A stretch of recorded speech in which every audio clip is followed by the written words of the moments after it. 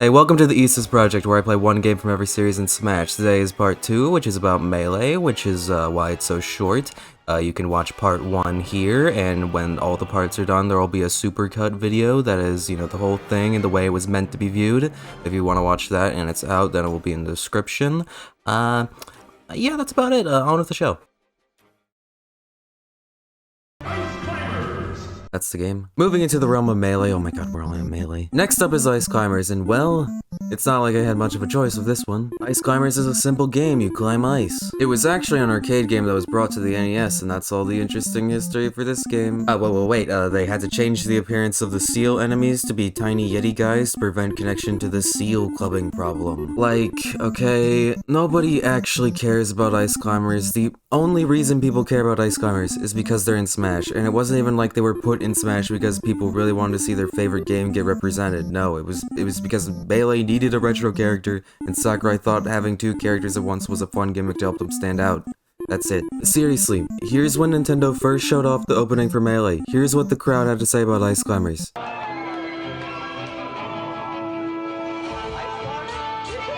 One guy was like, oh nice. He was probably getting more dopamine from the fact that he recognized the reference than being happy for the Ice Climbers. The reason why it keeps getting re-released is because of Smash. Without it would probably be alongside the other forgotten games like Cuckoo Land or Urban Champion. I, like most people on the planet, have a problem with the physics. They don't feel good. I noticed that during the arcade days they had a hard time getting jumping down, whether it was a product of technical limitations or they just didn't know what a fluid feeling jump in a game should feel like yet. I don't know, but I guess they didn't want to fix it for the console release. I don't think people even know that there's an end to this game. It's level 30, but I would be shocked if someone managed to get all the way there without using level select. It's just not fun to play. There's 2-player, but that requires 2 people deciding to play Ice Climbers. You know, I think this is actually a testament to the Smash team more than anything else. It's not every day that you're tasked to take something so simple and try to squeeze out any last bit of representation from it. Like the Ice Climbers theme remixes in Melee and Brawl are some of the most standout songs in those games. The Summit is one of the best stages, and Puppo and Nana are forever stitched into the minds of the community because whenever you see someone pick them, you know you're about to play against someone who knows something you don't. All of this from a game that feels just a slight above an Atari game. Good on ya, Smash team. Imagine waking up on Christmas morning 1985 and getting Ice Climbers. 2 stars.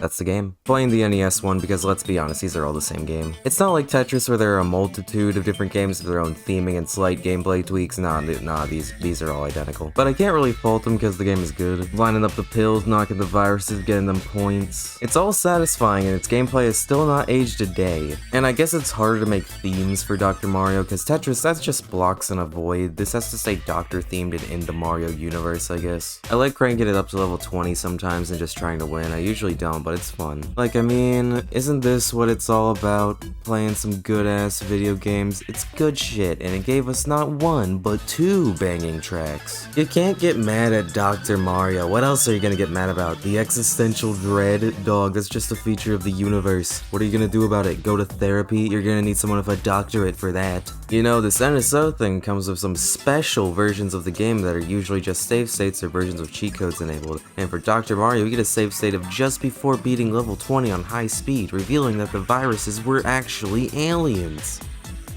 It was either this save state or Earthbound Beginnings. Hi, so you might think that that's an example of a joke being dated by how long this video's taken, but you know, for how long it took them to add Earthbound Beginnings, I'm just gonna say that I was right in that they did choose this save state over Earthbound Beginnings and then just got another opportunity like 2 years later. 4 stars.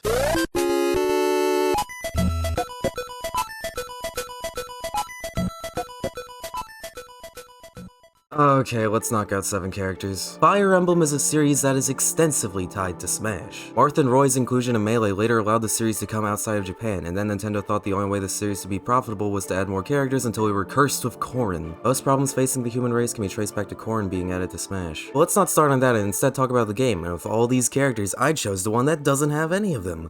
Hey, I wrote that part, and then, literally, the next day, Byleth got in Smash. I beat this game for the first time 2 days before Byleth got announced. Holy shit, this video has taken me too long to make. Fire Emblem Three Houses is one of the many RPGs I had to play exclusively for this video, and we got a lot more to go. After playing it, I gotta say, that was actually really enjoyable. Three Houses' main selling point is the three main different routes you can take. Black Eagles of Girl Hitler, Blue Lions with lovable war criminal, and Golden Deer of funny upside down bisexual but not bisexual McGee. Each route vastly changes how the game unfolds with multiple difficulty options and permadeath modes. There is a large amount of replayability here. Also, no, I didn't play with permadeath. I know it's the intended way to play, and over-casualization is a really annoying thing to happen with series that you love, and I really feel for the original fans that think the series is going downhill, but like, bro, I got shit to do. My first playthrough, I went Black Eagles and hated Edelgard so much that I went down the church route. I did a second playthrough for fun going Blue Lions, but I never finished it. And for the playthrough I recorded, I attempted a 24-hour live stream that failed because my brother gets up at 2 AM and showers while listening to Vanoss Gaming on his phone at max volume.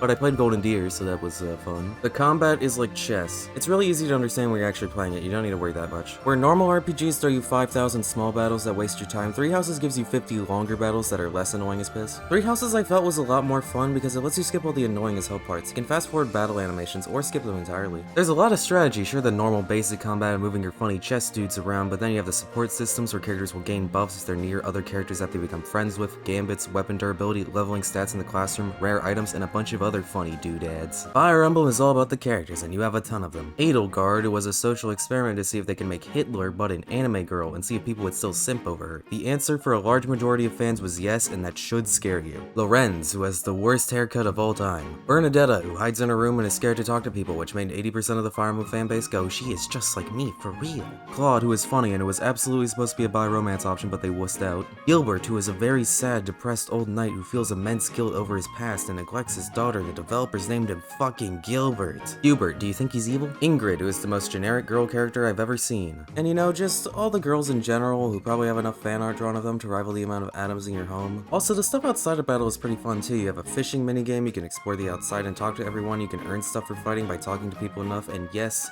you can date the women. Which, like, you're their teacher, it feels weird. Like, I know they have the shit with the time skip and Byleth is practically the same age, but like, no, I usually go with the other adult characters. Also, if you choose female Byleth, you get a couple lesbian options, but if you pick male Byleth, you only get one gay option. Linhardt. If I was gay, I would be pretty disappointed. The game follows a Persona-like calendar system, and I really enjoy it. It constantly feels like you're progressing even if you're fumbling around. It's hard to put down, you just want to keep going. It's hard to make an extremely long game where you just want to keep going, but they nailed it. I also played Awakening sometime after Three Houses, and I really enjoyed that game too. I'm not playing Fates though. You could not pay me to play Fates. Ooh, also, you remember that Fire Emblem 1 re-release that was, only available for like 3 months or whatever? Yeah, it's actually garbage. Not even the game itself, just the quality put into this re-release is outclassed by Virtual Console games. Overall, pretty good game. And this is coming from your local shut up and let me play the game RPG hater. I'm not gonna act on my opinion on RPGs as gospel since I actively dislike most of the main staples of the genre and I would not like 90% of the big must-play RPGs. But I had fun with it. I really enjoyed it. It's my second most-played Switch game.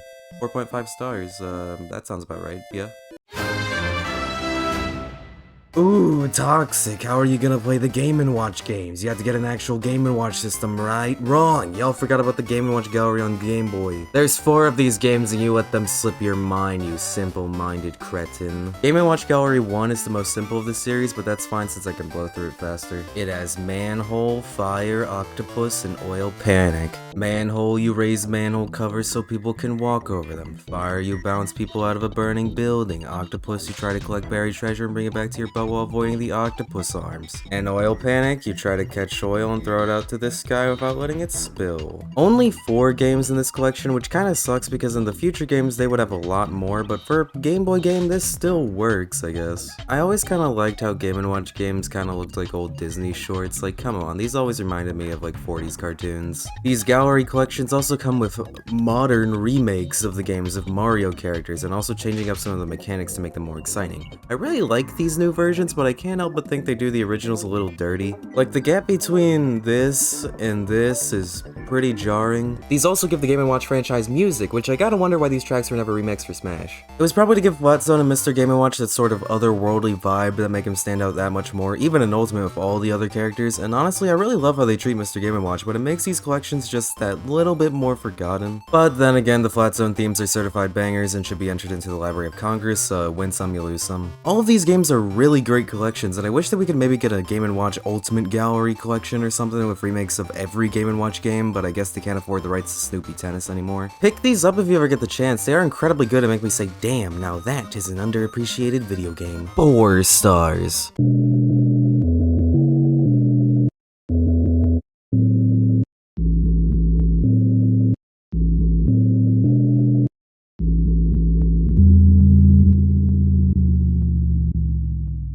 Yeah, not a lot of stuff for Melee. Yo, what's up, dudes? Hope you enjoyed. That was a quick turnaround time, 1 week. That was pretty nice. Everything's going smoothly nice over here, and that's good.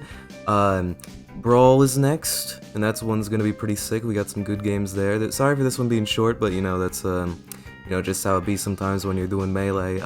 Unfortunately, I have to ask you to you know, do your usual precautions, like the video, subscribe it, share it with people, please share it with people, like, the algorithm's not doing so hot, you're gonna need to be, just like, hey, check out this cool thing, yeah, yeah, see you soon, hopefully with Brawl, that's, just thank you for watching, hope you have a good day.